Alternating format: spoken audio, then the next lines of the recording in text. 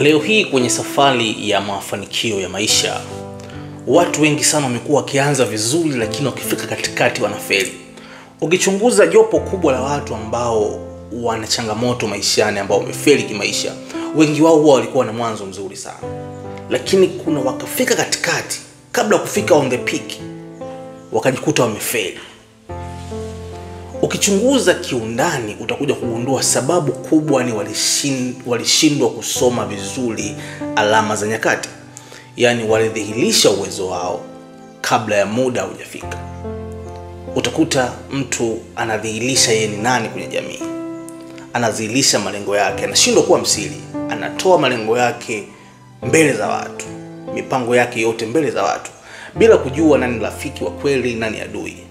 Na watu watakushambulia tu endapo utaonyesha una malengo bora yatakayotishia kuwazidi wao kiuchumi au kwenye engo yoyote. Watu hawatakushambulia wewe. Watu watashambulia ule uwezo wako ambao wewe unajitahidi kuonyesha mbele za watu. Uwezo wako unatishia usalama wao kwenye engo yoyote. Aidha kisiasa, aidha kiuchumi, aidha kijamii, hata kimasomo shuleni, vyuoni. Watu hawakushambulii wewe.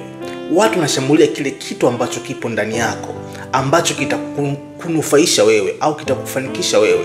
Na hicho kitu kuna uwezekano kikawa ni hatari kwenye maisha yao. Yamkini watu watakuona wewe ni bora kuliko wao. Kwa hiyo watajidefense kushambulia kile kitu ili kukuangamiza zaidi. Wakikukuta bado haujasimama vizuri, unaweza ukaanguka na usiinuke tena. Kwa hiyo ni vizuri sana kujiandaa kabla haujajitangaza mbele za watu. Na ni vizuri sana kusoma alama za nyakati. Kipi ufanye kwa muda gani? Nani umwambie, nani umfiche?